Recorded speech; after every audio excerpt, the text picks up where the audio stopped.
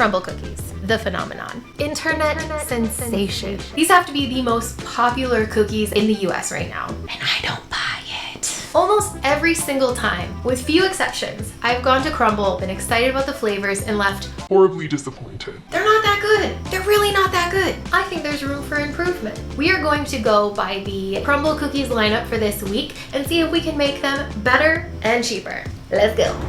Okay, we've secured the goods. Let's go try them. All right, so we got all of the new flavors. We're going to do a quick taste test. Which one should I try first, Violet? This one? Okay. This is the milk chocolate. This is the one they have every single week. It's pretty standard. I always like cutting them in fours because it just feels like the most even way. It's okay. I do like that they serve them warm. It really kind of tastes like they just put a whole bunch of Hershey's Kisses in it. M&M. There's a lot of M&Ms in here and I do appreciate that. It's like really dry and I can't taste any M&Ms, even though there's a ton of them. Ooh, that one's not good. We're gonna try the peachy sugar cookie. I can't remember what it's called. Peachy something. And now I'm wondering if I eat it with the peach ring on it or, yeah? Okay. This is surprisingly really good. If I took the peach ring off, it just like was impossible to chew with it. Out of everything here, I feel like this is the most unique. We're gonna try Twix now. I don't know if it's sugar cookie or shortbread, and then it's got the caramel and everything. It tastes like Twix. There's a lot going on because it's a really thick cookie, but this one is pretty solid. And next we're gonna do a Rice Krispie treat, which is the biggest cop out in the century. I can't believe this. I mean, Crumbl cookies cost like $4 each. Don't pay for this. Don't pay for that. Make it yourself. And then finally, we have the Reese's peanut butter featuring Reese's, I think is what they call it. Very peanut butter forward. Definitely has like that kind of like saltiness Reese's adds to it. But again, these are just so thick. It's hard when you have all of these toppings and all this stuff to really appreciate it. I definitely think that with most of these will be super easy to recreate and to make copycats of. The peach one is the only one that I've never seen before, so that one's gonna take a little bit of extra effort. Violet wants to try the cookies today. I'm just gonna give you her quick Violet flash review. This tastes like a Rice Krispies treat. Yep, chocolate chip. I've had this so many times. It's still good though. M&M. Just crispy and crunchy. Reese's.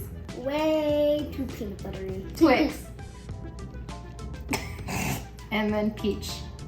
It just tastes like a sugar cookie and frost. It's gonna taste like super peachy to you? Now give me a gummy. She's actually right. It's only the frosting that has the peach flavor. I thought it was in the actual sugar cookie, but it's just a plain sugar cookie. That's boring. I think we can recreate these. Let's find some recipes. One way I wanted to improve these recipes was to use brown butter on some of them, especially the Rice Krispie treats. I did that by melting down a bunch of butter until it basically caramelized and turned brown, just like this.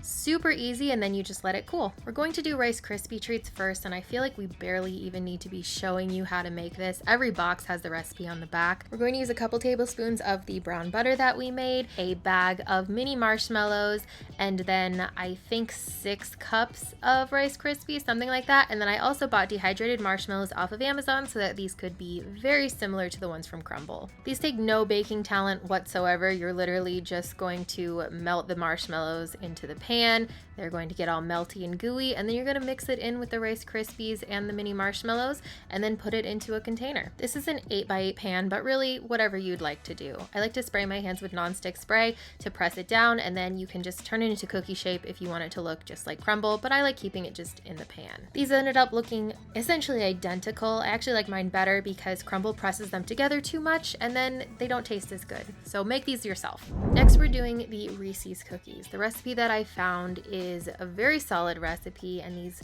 were really easy to make. But I do want to stress, if you are new to baking, you can make peanut butter cookies with nothing but 1 egg, 1 cup of sugar, and 1 cup of peanut butter, and they will turn out amazing. And that's all you need. I made this recipe a little bit fancier by using that brown butter. That makes such a difference. And then this recipe also has things like cornstarch in it, which helps just to bind everything together. But just a pretty easy standard cookie recipe. We mix the wet ingredients, we mix the dry ingredients, we mix the wet and dry together.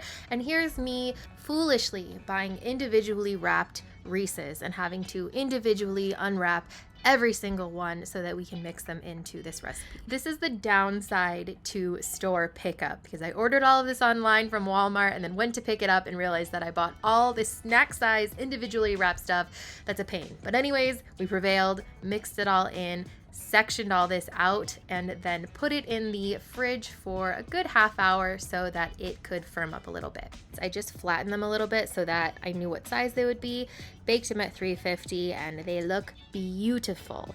For the topping, it is just peanut butter chips. I put them in the microwave for 30 seconds and then just spread it on top, and then topped that with some crushed up Reese's. Of all the cookies here, these ones matched Crumbl almost identically, and they were super easy to make, and they're just a solid cookie. M&M cookies is what we're going for next, and I'm using a recipe from one of my favorite blogs, which is Handle the Heat, using brown butter instead of regular butter. Again, like everything else here, I usually really love M&M cookies, so I was surprised at how much I didn't love the ones from Crumbl. I was pretty confident in this one. Like I said, Handle the Heat is one of my go-to blogs as far as recipes go, so when I saw that she had an M&M cookie recipe, I knew I couldn't go wrong. And as expected, these ended up looking absolutely perfect. No notes, flawless.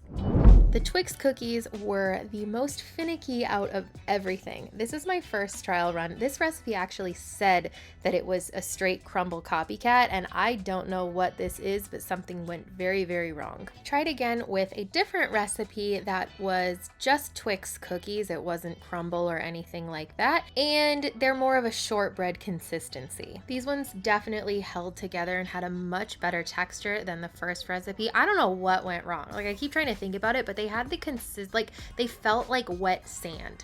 It is not what you want in a cookie. I did realize after I made these that I forgot to put Twix actually in the cookies, but it's all good. Now here's where I went astray and didn't do what I should have done. I used a caramel sauce instead of using caramel candies and just melting those down. This is way too thin and cause these to spread, and basically if I take them out of the fridge, they'll just be a huge mess. So don't be like me. I put these in the freezer for a couple of minutes so the caramel would firm up, and then I put my chocolate coating on top and then put some smashed up Twix.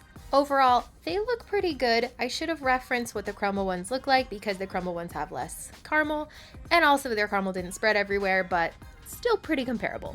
For the peach ring cookies, I really wanted to find a recipe that was going to enhance the peach flavor, and this was a huge mistake. The recipe I found, the only recipe I found for peach cookies or peach sugar cookies, had me questioning things from the start. First of all, it's got a lot of Crisco, it has peach jello in it, it has peach preserves. There was just a lot of questioning, but I decided to prevail anyways. I bought this peach flavoring specifically for the peach ring cookies, and I wish that I just used a standard sugar cookie dough and just added the flavoring instead of using the recipe I did, because I really think they would have turned out a lot better. I scooped these out, rolled them in sugar, and then flattened them a little bit before baking them. They ended up needing way more time than the recipe said, just adding on to the chaos of this recipe, and then I made the frosting. The frosting on this one was such a mess. It was a whole bunch of butter, a whole bunch of freaking Crisco again, and powdered sugar, and it just had this horrible texture. It wasn't smooth. It looked like lumpy, more of the peach preserves. Again, like, I should have gone with my intuition on this one and just done a standard sugar cookie and added peach flavoring, but I didn't, and I paid the price because these were a mess. I tried to figure out how Crumbl makes their really cool swirl that they do, and I failed on all but maybe the last one, but you could see how lumpy and grainy and like not cute this frosting is, so I did the best that I could and added the peach rings, and there you go. That was a serious endeavor. I think that we did a pretty good job. There's definitely some here that I'm questioning, but we're gonna try them all. Also, like I said in the beginning, I wasn't going to make chocolate chip cookies that Crumbl makes, but these are by far my favorite chocolate chip cookies ever. I will have the recipe down below. It's a recipe by Tasty. They take 36 hours to make. They are extraordinary, unreal. I've tried so many different cookies. There's nothing better than this one. The first ones I want to try, Reese's ones. Now I have to say, out of all of the ones here, these are the ones that look absolutely identical. Really nice cross section there. Holy crap. This is amazing. I would eat so many of these, and I had one bite of the other Crumbl ones. These have like the saltiness that I want, the depth of flavor. This is a no contest at all. Rice Krispy Treats. The brown butter adds so much to this, and these are just so simple to make on your own. You don't even need a recipe, you just kind of like eyeball it. Always amazing. Next, let's do the M&M cookies. Oh, these are gonna be so good. I told you with the Crumble ones, I couldn't even taste the M&Ms. Oh my God, so good. So good. And her recipe says if you can, to let the batter rest for 24 to 72 hours.